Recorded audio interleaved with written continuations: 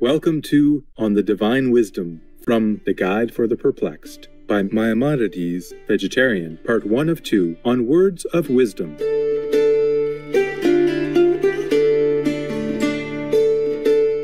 Maimonides, also known as Harambam or Rabbi Moses ben Maimon, was a notable medieval Jewish philosopher, astronomer, physician, and intellectual figure, born into a prominent family in Spain. Maimonides' path eventually led him to Morocco and Palestine until he finally settled in Egypt, in El Fostat, near Cairo.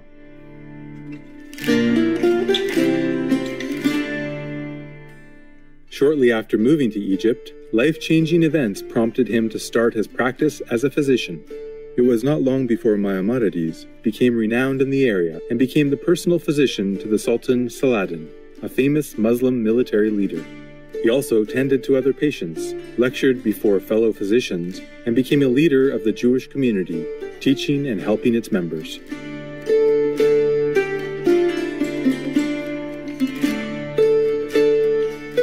Famous works by Maimonides include Mishneh Torah, a commentary on the Talmud, and The Guide for the Perplexed, philosophical discussions regarding theological matters.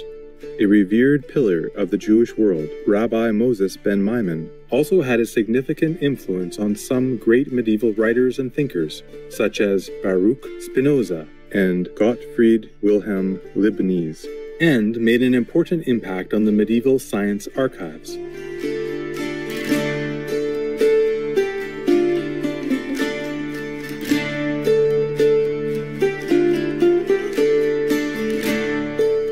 Today, we will read selections from Part 3, Chapter 13 in Rabbi Moses ben Maimon's book, The Guide for the Perplexed, to better comprehend the true nature of the universe. Part 3, Chapter 13.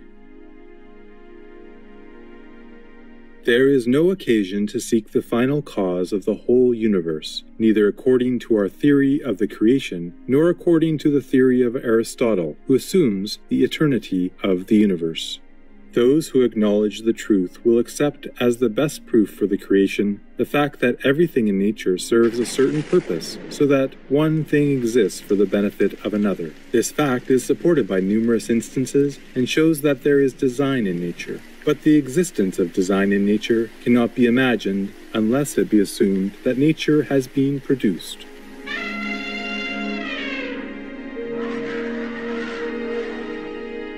Aristotle has already explained that in nature, the efficient cause of a thing, its form, and its final cause are identical.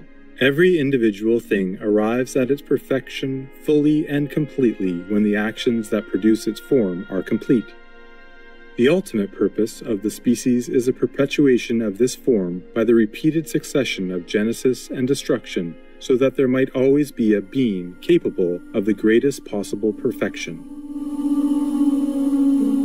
It seems therefore clear that, according to Aristotle, who assumes the eternity of the universe, there is no occasion for the question of what is the object of the existence of the universe. We must, in continuing the inquiry as to the purpose of the creation, it was the will of God, or his wisdom decreed it, and this is the correct answer. The wise men in Israel have, therefore, introduced in our prayers for Ne'ilah of the Day of Atonement the following passage: Thou hast distinguished man from the beginning, and chosen him to stand before thee. Who can say unto thee, What do thou? And if he be righteous, what does he give thee? They have thus clearly stated that it was not a final cause that determined the existence of all things, but only his will.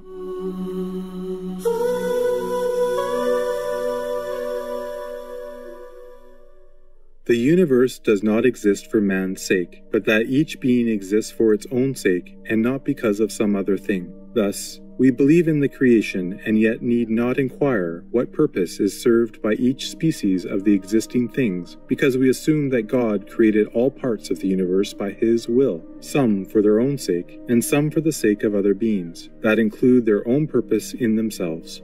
In the same manner as it was the will of God that man should exist, so it was his will that the heavens with their stars should exist, that there should be angels, and each of these beings is itself the purpose of its own existence.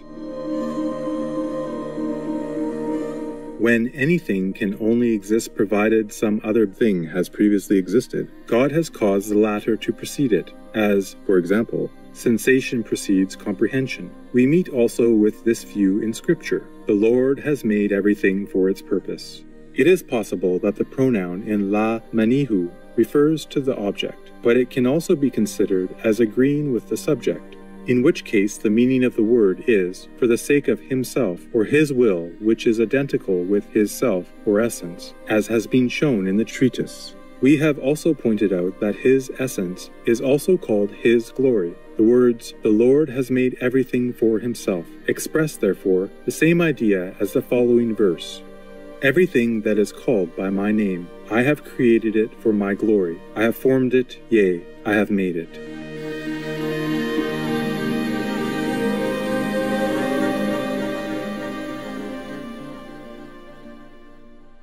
Study the book which leads all who want to be led to the truth, and is therefore called Torah, law, or instruction, from the beginning of the account of the creation to its end, and you will comprehend the opinion which we attempt to expound. For no part of the creation is described as being in existence for the sake of another part, but each part is declared to be the product of God's will, and to satisfy by its existence the intention of the Creator. This is expressed by the phrase, "And God saw that it was good."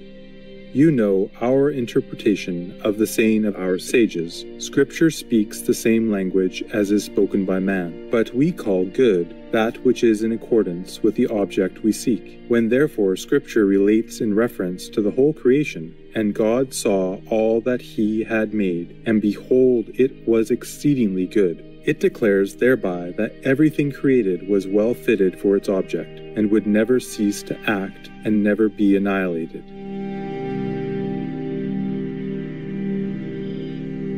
This is especially pointed out by the word exceedingly, for sometimes a thing is temporarily good. It serves its purpose, and then it fails and ceases to act. But as regards the creation, it is said that everything was fit for its purpose and able continually to act accordingly.